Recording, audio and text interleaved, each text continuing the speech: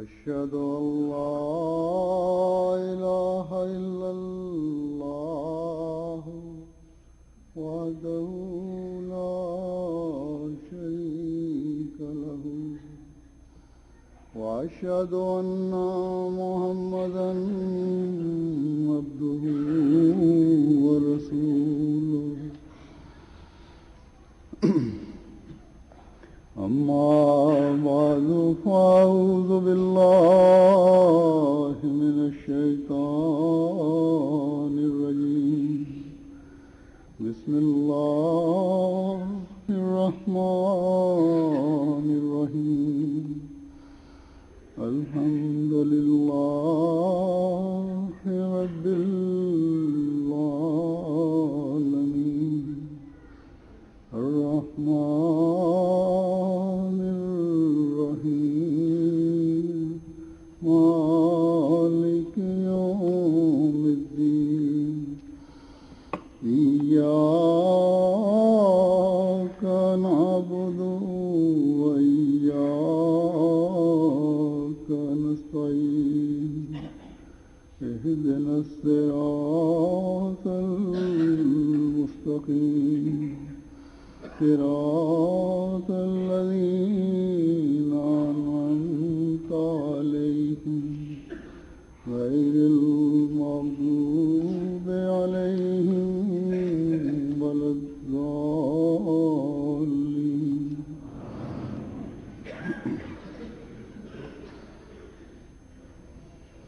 الحمدللہ کہ جماعت احمدیہ یو کے کا جلسہ سالانہ اللہ تعالیٰ کے بے شمار فضلوں کو لے کر آیا اور اللہ تعالیٰ کے بے شمار فضل اور برکات بانٹتا ہوا چلا گیا.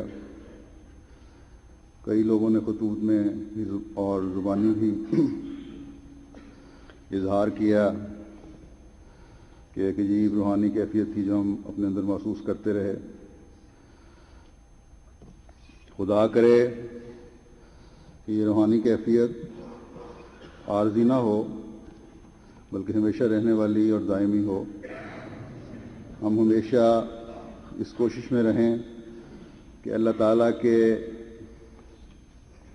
جن فضلوں کو ہم نے سمیٹا ہے ان کو اپنی زندگیوں پر بھی لاگو بھی کرتے رہیں. اللہ تعالیٰ کے جو احکامات ہیں ان پر عمل کرنے کی کوشش بھی کرتے رہیں. مقررین کی باتیں ان مقررین کی طرح نہ ہوں جن کے جوشیلے خطابات سے وقتی اثر تو ہوتا ہے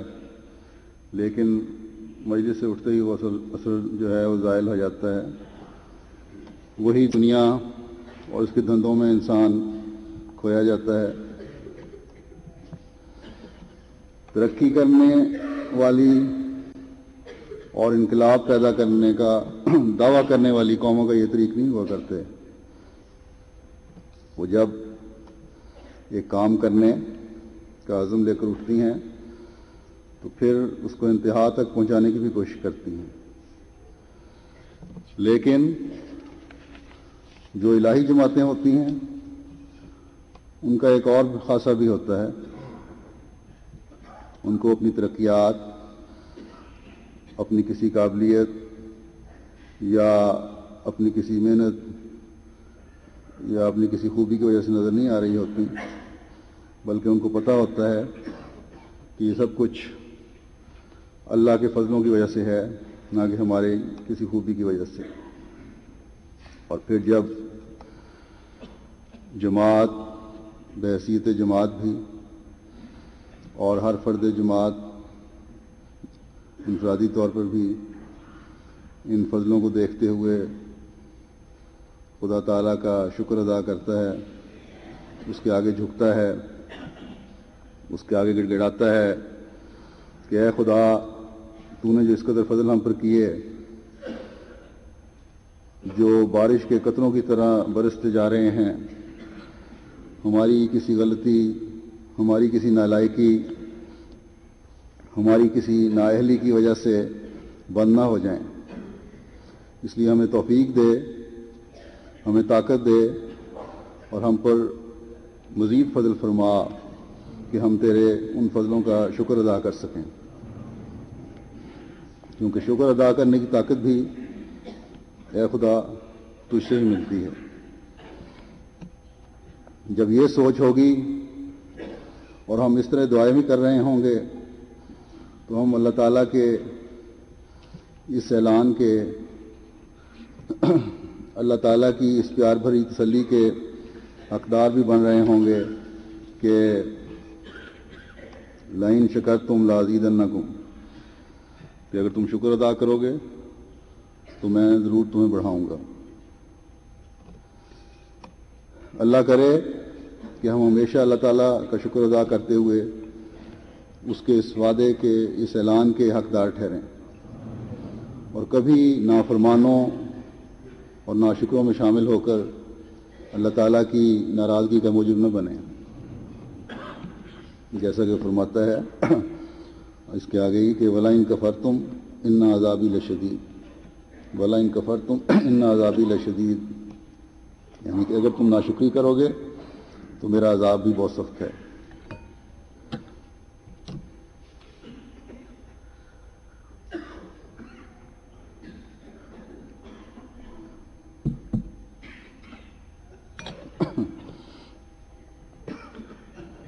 اس لیے ہمیشہ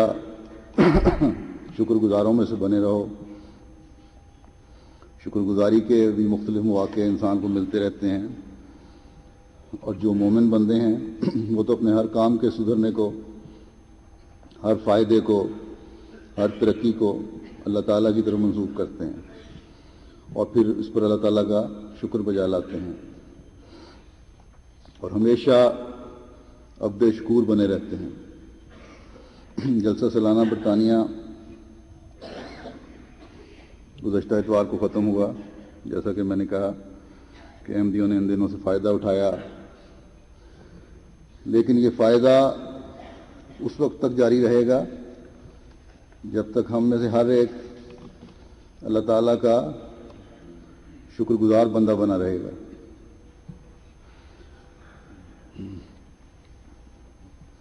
جلسے کا انتظام ہوتا ہے اور 6 مہینے پہلے ہی اس انتظامیہ کو اس کی فکر شروع ہو جاتی ہے. تو سب سے پہلے تو انتظامیہ کو اللہ تعالیٰ کا شکر ادا کرنا چاہیے، اس کے اس احسان پر اس کے آگے مزید جھکنا چاہیے کہ تمام کام بخیر و خوبی سے تکمیل کو پہنچے، اور اللہ تعالیٰ نے ان کو توفیق دی کہ خدمت کر سکیں. باوجود بہت سی کمزوریوں اور نااہلیوں کے اس نے پردہ پوشی فرماتے ہوئے اس جلسہ کو خیریت سے اختتام تک پہنچایا. تو جب اس طرح اپنی کمزوریوں پر نظر رکھتے ہوئے اور اللہ تعالیٰ کا شکر ادا کرتے ہوئے ہم اس کے آگے جھکیں گے تو یہ آئندہ یہ فضل اس کے وعدوں کے مطابق پہلے سے بھی بڑھ کر ہم پر نازل ہوں گے. پھر انہی فضلوں کا ذکر کرتے ہوئے تمام کارکنان،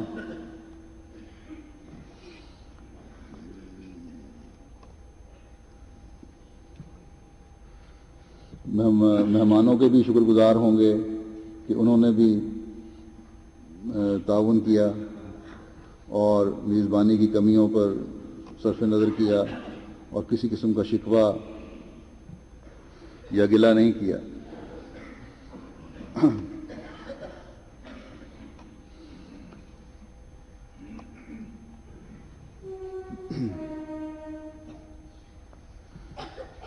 اور اس بات پر ان کو مہمانوں کا شکر گزار ہونا چاہیے اور پھر اللہ تعالیٰ کا بھی مزید شکر گزار ہونا چاہیے کہ اس نے مہمانوں کے دلوں کو ہماری طرف سے بھی نرم رکھا اور انہوں نے صرف نظر سے کام لیا. پھر مہمان ہیں ان کو بھی شکر گزار ہونا چاہیے کہ ان کی خدمت کی توفیق آرام سے وہ یہاں رہے اور کسی قسم کی تکلیف یا زیادہ تکلیف ان کو برداشت نہیں کرنی پڑی. ان کو تمام انتظامیہ کا شکر گزار ہونا چاہیے. اور پھر جو تمام کارکنان ہیں جن میں چھوٹے بچوں سے لے کر بوڑھوں تک کی عمر کے لوگ شامل ہیں، جنہوں نے جہاں جہاں ڈیوٹی تھی بڑی خوش اسلوبی سے اپنی ڈیوٹیاں ادا کیں، اپنے فرائض نبھائے اور مہمانوں کے لیے سہولت بہم پہنچانے کی کوشش کی. تو مہمانوں کو بھی چاہیے اس شکرانے کے طور پر ان سب کارکنان کے لیے ان کی دینی اور دنیاوی ترقیات کے لیے دعا کریں. گزشتہ 3-4 ہفتے سے تو جلسے سے پہلے 3-4 ہفتے بعض کارکنان تو دن رات ایک کر کے اپنی ضروریات کی پرواہ نہ کرتے ہوئے حضرت اقدس مسیح موعود علیہ الصلوۃ والسلام کے مہمانوں کے انتظامات کو بہتر سے بہتر بنانے کی خدمت میں لگے رہے ہیں. اور پھر جلسے کے دنوں میں بھی ایک بڑی تعداد کارکنان اور کارکنات کی اس خدمت پر معمور رہی اور اپنے آرام، اپنی خوراک کی کچھ بھی پرواہ نہیں کی. اور کارکنات نے اس خدمت کے جذبے کے تحت اپنے بچوں کو، بعض بچوں کی مائیں بھی تھیں، دوسروں کے سپرد کیا یا گھروں میں بھی چھوڑ کے آئیں تو پھر بے پرواہ ہو گئیں اس بات کی کہ ان کو کوئی صحیح طور پر پوچھ بھی رہا ہے بچوں کو کہ نہیں، یا بچوں کا کیا حال ہے، ان بچوں کی ضروریات کا خیال بھی رکھا جا رہا ہے کہ نہیں. تو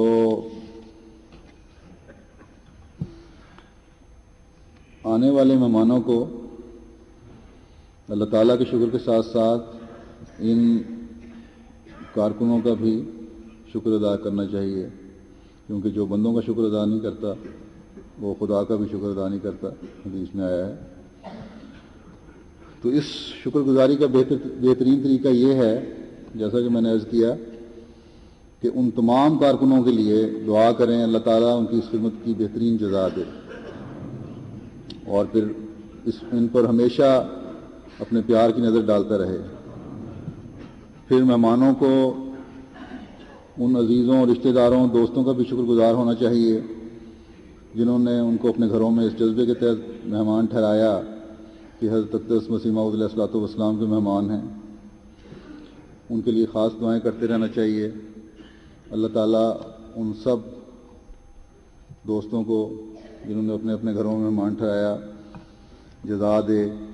اور ان کے اموال و نفوس میں بے انتہا برکت دے. تو یہ شکر گزاری کی فضا جب پیدا ہوگی اور ایک دوسرے کے لیے دعائیں نکل رہی ہوں گی، ایک دوسرے کے لیے دعائیں ہو رہی ہوں گی، تو یہی اس دنیا کی جنت ہے جس میں ایک دوسرے کے لیے سوائے نیک اور پاک جذبات کے اور شکر کے جذبات کے اور کچھ ہے ہی نہیں. اور جب یہ شکرانے کا سلسلہ ہمیشہ کے لیے قائم ہو جائے گا تو پھر اللہ تعالیٰ کے فضلوں کا سلسلہ بھی انشاءاللہ تعالیٰ ہمیشہ چلتا رہے گا. ایک روایت میں آتا ہے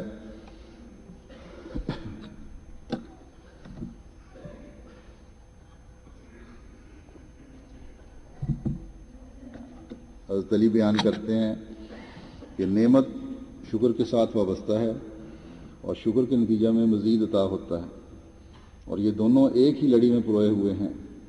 اور خدا کی طرف سے مزید عطا کرنے کا یہ سلسلہ اس وقت تک جاری رہتا ہے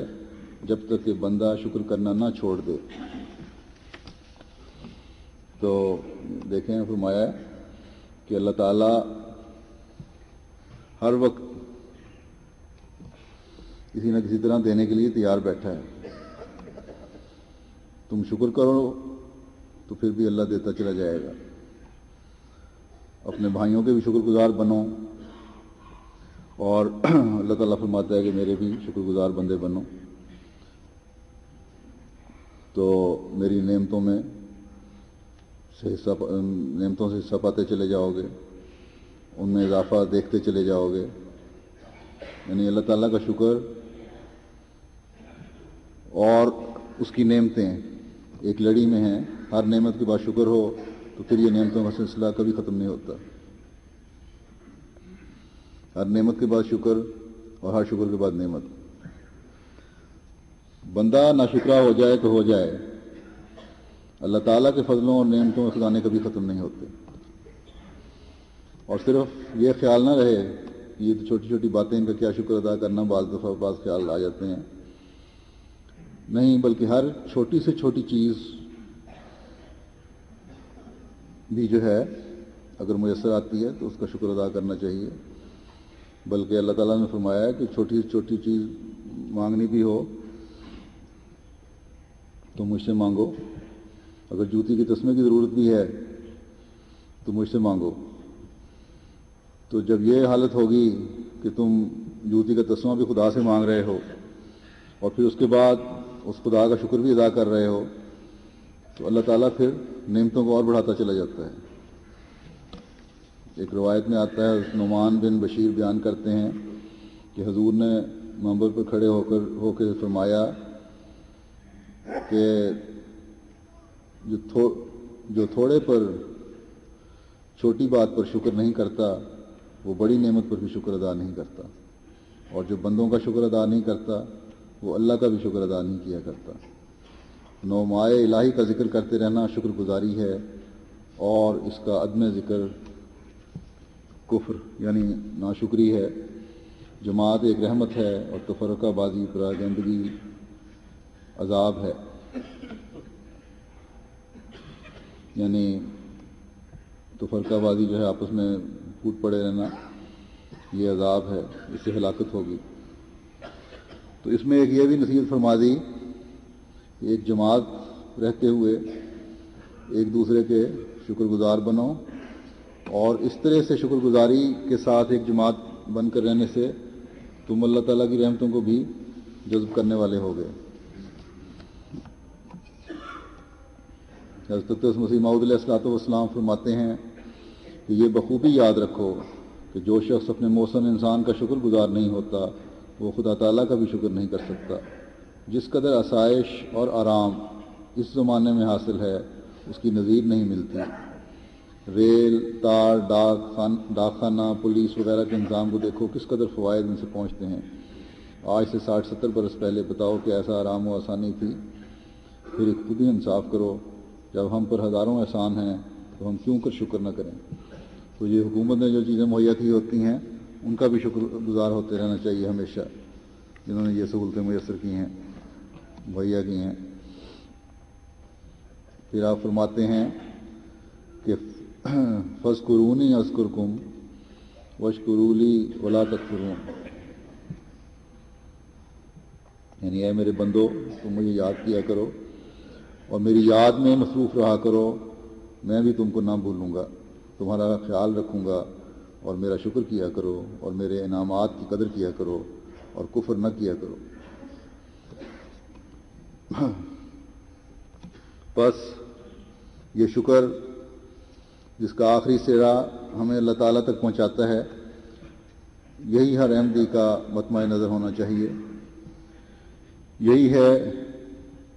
جس کو حاصل کرنا ہر احمدی کا مقصد ہونا چاہیے.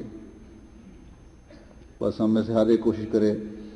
کہ ان مقاصد کو حاصل کرنے والا ہو.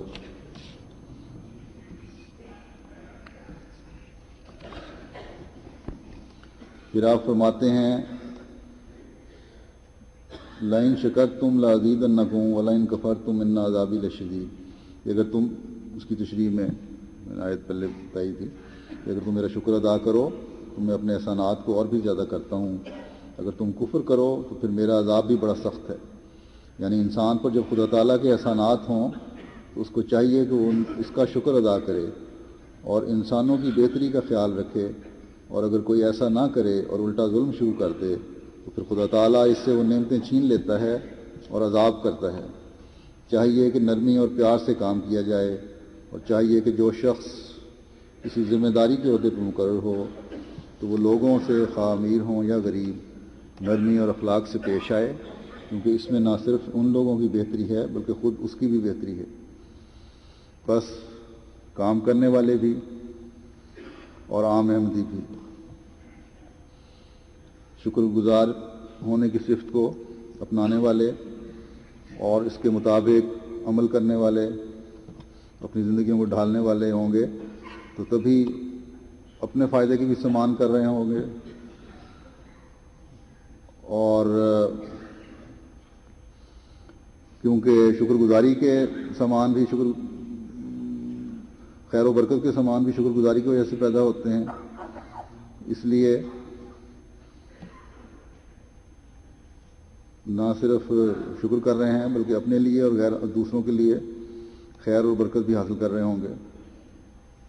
بلکہ اللہ تعالیٰ جن قوموں سے جن لوگوں سے خوش ہوتا ہے ان کو شکر گزار بنا دیتا ہے۔ ایک روایت میں آتا ہے کہ جب اللہ تعالیٰ کسی قوم کو خیر و برکت عطا کرنا چاہتا ہے تو ان کی عمریں بڑھا دیتا ہے اور انہیں شکر بجا لانا سکھا دیتا ہے۔ تو دیکھیں، اس شکر گزاری کی وجہ سے اللہ تعالیٰ عمروں میں بھی برکت دیتا ہے، کیونکہ یہ وہ لوگ ہوتے ہیں جو اس نیکی کو شکر گزاری کی اعلیٰ صفت کو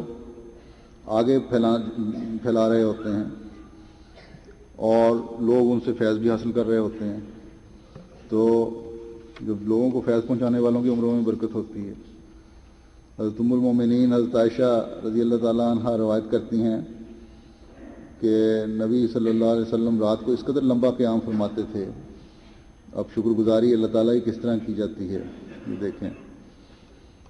کہ اس کی وجہ سے آپ کے پاؤں سو جایا کرتے تھے۔ اس پر کہتی ہیں میں نے پوچھا کہ یا رسول اللہ، کہ آپ کے متعلق اللہ تعالیٰ نے یہ نہیں فرمایا کہ آپ کے سارے گناہ بخشے گئے ہیں پہلے بھی اور بعد کے بھی، تو آپ کیوں اتنا لمبا قیام فرماتے ہیں؟ آپ نے فرمایا کیا میں خدا کا عبد شکور نہ بنوں جس نے مجھ پر اتنا احسان کیا ہے کہ میں اس کا شکر ادا کرنے کے لیے نہ کھڑا ہوا کروں؟ بس جیسا کہ میں پہلے بھی ذکر کر آیا ہوں کہ عبد شکور بننے کی کوشش کرنا چاہیے۔ حضرت صلی اللہ علیہ وسلم کے اس عمل کو دیکھنے کے بعد تو ہمیں بہت زیادہ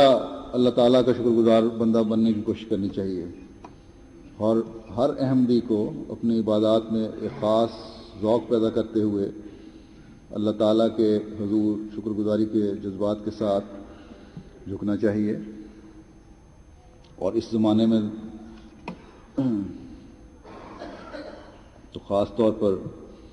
جب دنیا میں ہر طرف افراتفری پڑی ہوئی ہے، اللہ تعالیٰ نے ہمیں ایک جماعت میں ایک لڑی میں پرویا ہوا ہے، اس پر ہم جتنا بھی شکر ادا کریں کم ہے، اور اس کے عبادت گزار بندے بننے کی کوشش کریں۔ تو اس شکر گزاری کے جذبے کے تحت جس کے اظہار کا ہمیں اللہ اور رسول صلی اللہ علیہ وسلم نے حکم دیا ہے، میں بھی اللہ تعالیٰ کا شکر ادا کرتے ہوئے تمام ان مہمانوں کا بھی شکر ادا کرتا ہوں، شکریہ ادا کرتا ہوں جنہوں نے خاموشی سے اس جلسے کو سنا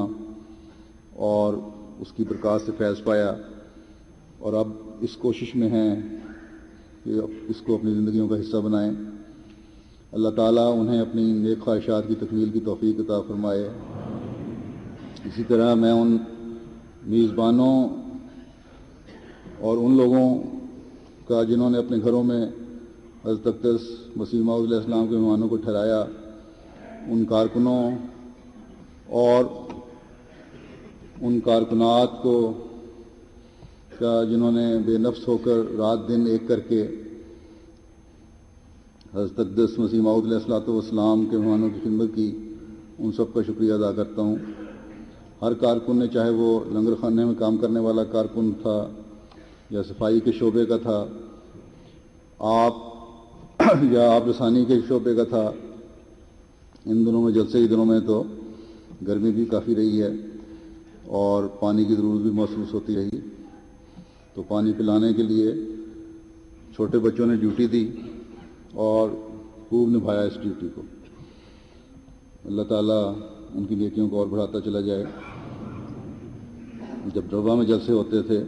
تو یہی نظارے دیکھنے میں آیا کرتے تھے۔ اس طرح اور مختلف شعبہ جات ہیں، MTA کے کارکن ہیں، تمام شعبوں کا تو نام لینا ممکن نہیں، بہرحال سب کا شکریہ۔ اور جیسا کہ حضرت صلی اللہ علیہ وسلم نے فرمایا کہ سب سے بہتر الفاظ جن سے شکریہ بھی ادا ہو جائے اور دعا بھی مل جائے وہ یہ ہیں کہ جزاک اللہ خیرا۔ اللہ تعالیٰ سب کو بہترین جزا دے۔ اس شکرانے کے ضمن میں ایک اور بات بھی کہنی چاہتا ہوں کہ جلسے کے آخری تقریر میں نے احباب جماعت کو وصیت کرنے اور اس بابرکت نظام میں وصیت میں شامل ہونے کی طرف بھی توجہ دلائی تھی۔ اللہ تعالیٰ کے فضل سے جماعتوں اور احباب جماعت نے انفرادی طور پر بھی اس سلسلہ میں وعدے کیے ہیں اور وعدے آ بھی رہے ہیں۔ اللہ تعالیٰ ان سب کو جزا دے اور انہیں توفیق دے کہ وہ اس عہد کو جلد از جلد نبھا سکیں اور جتنی تعداد میں نے خواہش کی تھی اس سے بڑھ کر اس بابرکت نظام میں وہ شامل ہوں۔ بعض دفعہ دیکھنے میں آیا ہے کہ بعض اچھے بھلے کھاتے پیتے لوگ ہوتے ہیں جو دوسری جماعتی خدمات میں بعض دفعہ جب ان کو کوئی تحریک کی جائے تو پیش ہوتے ہیں، یا کم از کم اتنا ضرور ہوتا ہے کہ جتنا زیادہ سے زیادہ حصہ لے سکتے ہیں اس میں لیں، لیکن وہ نظام وصیت میں شامل ہونے سے محروم ہیں۔ ان میں سے بھی کئی لوگوں نے وعدہ کیا ہے کہ وہ اب اس نظام میں شامل ہوں گے۔ ایسے صاحب وصیت لوگوں کو، ایسے احمدیوں کو تو سب سے پہلے چھلانگ مار کر آگے آنا چاہیے کہ اللہ تعالیٰ نے ہم پر فضل فرمائے ہیں، ان کے شکرانے کے طور پر ہم اس نظام میں شامل ہوں۔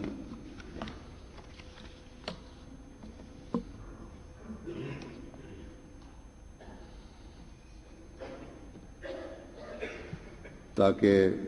اللہ تعالیٰ کے فضلوں کے دروازے مزید کھلیں۔ اللہ تعالیٰ نے ان پر جو نعمتیں نازل فرمائی ہیں ان کا اظہار ہونا چاہیے، علاوہ اپنے ذاتی اظہار کے قربانیوں کی طرف توجہ دینے کا بھی اظہار ہونا چاہیے۔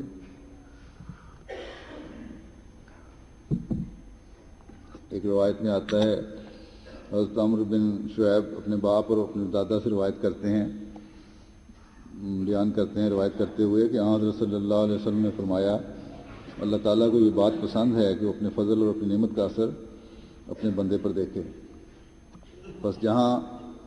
اپنی ذات پر، اپنے خاندان پر یہ اثر دکھا رہے ہوں وہاں قربانیوں میں بھی یہ اثر ظاہر ہونا چاہیے، اور یہ جو تسلسل ہے قربانی کا، کبھی کبھاری قربانی نہیں بلکہ تسلسلی قربانی کا اظہار ہونا چاہیے تاکہ اور زیادہ شکرانے نعمت ہو۔ حضرت اقدس مسیح موعود علیہ الصلوۃ والسلام فرماتے ہیں کہ یہ اللہ تعالیٰ کا کمال فضل ہے کہ اس نے کامل اور مکمل عقائد صحیحہ کی راہ ہم کو اپنے نبی کریم صلی اللہ علیہ وسلم کے ذریعے بدون مشقت و محنت کے دکھائی ہے۔ وہ راہ جو آپ لوگوں کو اس زمانے میں دکھائی گئی ہے بہت سے عالم ابھی اس سے محروم ہیں۔ بس خدا تعالیٰ کے اس فضل اور نعمت کا شکر کرو، اور وہ شکر یہی ہے کہ سچے دل سے ان اعمال صالحہ کو بجا لاؤ جو قائد صحیحہ کے بعد دوسرے حصے میں آتے ہیں، اور اپنی عملی حالت سے مدد لے کر دعا مانگو کہ وہ ان عقائد صحیحہ پر ثابت قدم رکھے اور اعمال صالحہ کی توفیق بخشے۔ حصہ عبادات میں صوم، صلاۃ و زکوٰۃ وغیرہ امور شامل ہیں۔ بس اللہ تعالیٰ توفیق دے کہ اس کا شکر گزار بندہ بنتے ہوئے ہم بھی ان اعمال کو بجا لانے والے ہوں۔ پھر جیسا کہ میں نے بتایا تھا، یہ نظام وصیت بھی ذہنوں اور مالوں کو پاک کرنے کا ذریعہ ہے۔ اس کا مطلب یہ نہیں ہے کہ جس طرح بعض مسلمان کرتے ہیں کہ غلط طریقے سے مال کمایا اور پھر بازار میں چند گیلن پانی کے لیے ٹھنڈے پانی کی سبیل لگا دی یا برف ڈلوا دی یا مسجد بنوا دی یا اس کو کچھ حصہ بنوا دیا یا حج کر آئے تو سمجھ لیا کہ اب ہمارے مال پاک ہو گئے ہیں ناجائز ذریعے سے کمائے ہوئے مال. ایسے لوگ تو دین کے ساتھ مذاق کرنے والے ہوتے ہیں. بلکہ یہاں مال پاک کرنے کے ذریعے سے یہ مطلب ہے کہ پاک ذرائع سے کمائی ہوئی جو دولت ہے اس کو جب پاک مقاصد کے لیے خرچ کیا جائے گا تو اس سے تمہارے اندر جہاں روحانی تبدیلیاں پیدا ہوں گی وہاں تمہارے اموال و نفوس میں بے انتہا برکت پڑے گی. جیسا کہ حضرت اقدس مسیح موعود علیہ السلام نے دعا کی ہے رسالہ الوصیت میں اور 3 دفعہ یہ دعا دی ہے کہ ایسے لوگوں کو جو اس نظام میں شامل ہوں نیک اور پاک لوگوں کی جماعت بنا دے. تو مختصراً آج میں صرف اتنا کہنا چاہتا ہوں کہ جہاں جلسے کی برکات سے بابرکت اختتام پر آپ نے شکرانے کا اظہار کیا اور شکرانے کا اظہار کر رہے ہیں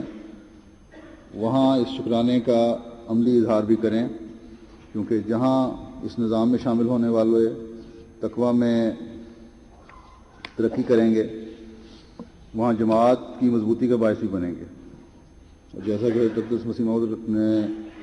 رسالہ الوصیت میں 2 باتوں کا ذکر فرمایا ہے کہ ایک تو یہ ہے کہ آپ کی وفات کے بعد نظام خلافت کا اجرا اور دوسرے اپنی وفات کی خبر پا کر آپ کا یہ فکر پیدا ہونا کہ ایک ایسا نظام جاری کیا جائے جس سے افراد جماعت میں تقویٰ بھی پیدا ہو اور اس میں بھی ترقی بھی ہو اور دوسرے مالی قربانی کا بھی ایسا نظام جاری ہو جائے جس سے کھرے اور کھوٹے میں تمیز ہو جائے اور جماعت کی مالی ضروریات بھی بآسان پوری ہو سکیں. تو اس لیے نظام جاری فرمایا تھا وصیت کا. تو اس لحاظ سے میرے نزدیک پہلے بھی عرض کیا تھا اس دن کہ نظام خلافت اور نظام وصیت کا بڑا گہرا تعلق ہے اور یہ ضروری نہیں کہ آئندہ آنے والا ضروریات کے تحت خلفاء پہلے تحریکات کرتے رہے ہیں کہ آئندہ بھی مالی تحریکات ہوتی رہیں بلکہ نظام وصیت کو اب اتنا فعال ہو جانا چاہیے کہ 100 سال بعد تقویٰ کے معیار بجائے گرنے کے نہ صرف قائم رہیں بلکہ بڑھیں اور اپنے اندر روحانی تبدیلیاں پیدا کرنے والے بھی پیدا ہوتے رہیں اور قربانیاں پیدا کرنے والے بھی پیدا ہوتے رہیں یعنی حقوق اللہ اور حقوق العباد ادا کرنے والے پیدا ہوتے رہیں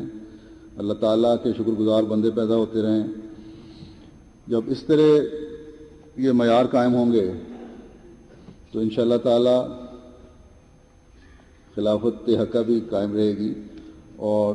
جماعتی ضروریات بھی پوری ہوتی رہیں گی کیونکہ متقیوں کی جماعت کے ساتھ ہی خلافت کا ایک بہت بڑا تعلق ہے. اللہ تعالیٰ جماعت کو اس کی توفیق دے اور ہمیشہ خلافت کی نعمت کا شکر ادا کرنے والے پیدا ہوتے رہیں اور کوئی احمدی بھی ناشکری کرنے والا نہ ہو کبھی دنیا داری میں اتنے محب نہ ہو جائیں کہ دین کو بھلا دیں. حضرت اقدس مسیح موعود علیہ السلام فرماتے ہیں کہ سعید آدمی ناکامی کے بعد کامیاب ہو کر اور بھی سعید ہو جاتا ہے اور خدا تعالیٰ پر ایمان بڑھ جاتا ہے. یعنی کہ جب ٹھوکر لگتی ہے تو اور بھی سعادت پیدا ہوتی ہے. اس کو ایک مزہ آتا ہے جب وہ غور کرتا ہے کہ میرا خدا کیسا ہے اور دنیا کی کامیابی خدا شناسی کا ایک بہانہ ہو جاتا ہے. ایسے آدمیوں کے لیے یہ دنیاوی کامیابیاں حقیقی کامیابی کا جس کو اسلام کی اصلاح میں فلاح کہتے ہیں ایک ذریعہ ہو جاتی ہیں. میں تمہیں سچ سچ کہتا ہوں کہ سچی راحت دنیا اور دنیا کی چیزوں میں ہرگز نہیں ہے. حقیقت یہی ہے کہ دنیا کے تمام شعبے دیکھ کر بھی انسان سچا اور دائمی سرور حاصل نہیں کر سکتا. تم دیکھتے ہو کہ دولت مند زیادہ مال و دولت رکھنے والے ہر وقت خنداں رہتے ہیں خوش تو نظر آتے ہیں مگر ان کی حالت کیا ہے؟ فرمایا کہ مگر ان کی حالت جرب یعنی خارش کے مریض کسی ہوتی ہے جس کو کھجلانے سے راحت تو ملتی ہے. کھجلی کا مریض ہے جب وہ کھجلی کرتا ہے تو اس کو بڑا مزہ آ رہا ہوتا ہے لیکن اس خارش کا آخری نتیجہ کیا ہوتا ہے؟ یہی کہ خون نکل آتا ہے. بس ان دنیاوی اور عارضی کامیابیوں پر اس قدر خوش مت ہو کہ حقیقی کامیابی سے دور چلے جاؤ بلکہ ان کامیابیوں کو خدا شناسی کا ایک ذریعہ قرار دو. اپنی ہمت اور کوشش پر ناز مت کرو اور مت سمجھو کہ یہ کامیابی ہماری کسی قابلیت اور محنت کا نتیجہ ہے بلکہ یہ سوچو کہ اس رحیم خدا نے جو کبھی کسی کی سچی محنت کو ضائع نہیں کرتا ہے ہماری محنت کو بارور کیا۔ پھر فرمایا اس لیے واجب اور ضروری ہے کہ ہر کامیابی پر مومن خدا تعالیٰ کے حضور سجدات شکر بجا لائے کہ اس نے محنت کو اکارت تو نہیں جانے دیا۔ اس شکر کا یہ نتیجہ ہوگا کہ اللہ تعالیٰ سے محبت بڑھے گی اور ایمان میں ترقی ہوگی، اور نہ صرف یہی بلکہ اور بھی کامیابیاں ملیں گی، کیونکہ خدا تعالیٰ فرماتا ہے کہ اگر تم میری نعمتوں کا شکر کرو گے تو البتہ میں نعمتوں کو زیادہ کروں گا، اور اگر کفران نعمت کرو گے تو یاد رکھو کہ عذاب سخت میں گرفتار ہوگے۔ اس اصول کو ہمیشہ مد نظر رکھو۔ مومن کا کام یہ ہے کہ وہ کسی کامیابی پر جو اسے دی جاتی ہے شرمندہ ہوتا ہے اور خدا کی حمد کرتا ہے کہ اس نے اپنا فضل کیا، اور اس طرح پر وہ قدم آگے رکھتا ہے اور ہر ابتلاء میں ثابت قدم رہ کر ایمان پاتا ہے۔ بظاہر ایک ہندو اور ایک مومن کی کامیابی ایک رنگ میں مشابہ ہوتی ہے، لیکن یاد رکھو کہ کافر کی کامیابی ضلالت کی راہ ہے اور مومن کی کامیابی اس کے لیے نعمتوں کا دروازہ کھلتا ہے، کامیابی سے اس کے لیے نعمتوں کا دروازہ کھلتا ہے۔ کافر کی کامیابی اس لیے ضلالت کی طرف لے جاتی ہے کہ وہ خدا کی طرف رجوع نہیں کرتا بلکہ اپنی محنت، دانش اور قابلیت کو خدا بنا لیتا ہے، مگر مومن خدا تعالیٰ کی طرف رجوع کر کے خدا سے ایک نیا تعارف پیدا کرتا ہے، اور اس طرح پر ہر ایک کامیابی کے بعد اس کا خدا سے ایک نیا معاملہ شروع ہو جاتا ہے اور اس میں تبدیلی ہونے لگتی ہے۔ اکثر لوگوں کے حالات کتابوں میں لکھے ہیں کہ اوائل میں دنیا سے تعلق رکھتے تھے اور شدید تعلق رکھتے تھے، لیکن انہوں نے کوئی دعا کی اور وہ قبول ہو گئی، اس کے بعد ان کی حالت ہی بدل گئی۔ اس لیے اپنی دعاؤں کی قبولیت اور کامیابیوں پر نازاں نہ ہو بلکہ خدا کے فضل اور عنایت کی قدر کرو۔ قاعدہ ہے کہ کامیابی پر ہمت اور حوصلے میں ایک نئی زندگی آ جاتی ہے۔ اس زندگی سے فائدہ اٹھانا چاہیے اور اس سے اللہ تعالیٰ کی معرفت میں ترقی کرنی چاہیے، کیونکہ سب سے اعلیٰ درجے کی بات جو کام آنے والی ہے وہ یہی معرفت الہی ہے، اور یہ خدا تعالیٰ کے فضل و کرم پر غور کرنے سے پیدا ہوتی ہے۔ اللہ تعالیٰ کے فضل کو کوئی روک نہیں سکتا۔ غرض اگر اس پر ایمان ہے، فرمایا غرض اگر اس پر ایمان ہے کہ اللہ تعالیٰ سے کام پڑھنا ہے تو تقویٰ کا طریق اختیار کرو۔ مبارک وہ ہے جو کامیابی اور خوشی کے وقت تقویٰ اختیار کرے، اور بدقسمت وہ ہے جو ٹھوکر کھا کر اس کی طرف نہ جھکے۔ پھر آپ فرماتے ہیں تمہارا اصل شکر تقویٰ اور طہارت ہی ہے۔ مسلمان کا پوچھنے پر الحمدللہ کہہ دینا سچا سپاس اور شکر نہیں ہے۔ اگر تم نے حقیقی سپاس گزاری یعنی طہارت اور تقویٰ کی راہیں اختیار کر لیں تو میں تمہیں بشارت دیتا ہوں کہ تم سرحد پر کھڑے ہو، کوئی تم پر غالب نہیں آ سکتا۔ اللہ تعالیٰ ہمیں ہمیشہ شکر گزار بندہ بنائے، حضرت مسیح موعود علیہ السلام کی نصائح پر عمل کرنے والا بنائے، تقویٰ کی راہوں پر چلتے ہوئے چھوٹی سے چھوٹی نعمت سے لے کر بڑی بڑی نعمتوں کے ملنے پر ہمیشہ اللہ تعالیٰ کے حضور جھکنے والے بنیں، اس کے شکر گزار رہیں، ہمیشہ عبد شکور بنے رہیں، اور نظام خلافت اور نظام جماعت کے لیے اللہ تعالیٰ کا شکر ادا کرتے رہیں اور اس کے لیے قربانیاں بھی دیتے چلے جائیں۔ اللہ تعالیٰ ہمیں اس کی توفیق دے۔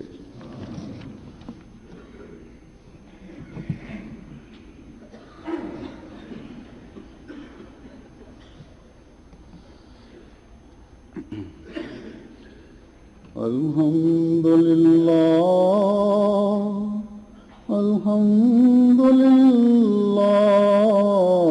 نحمده ونستعينه ونستغفره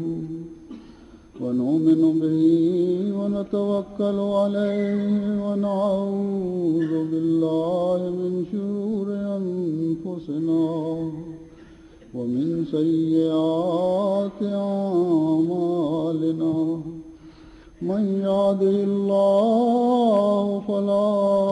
مضل له ومن يضلله فلا هادي له،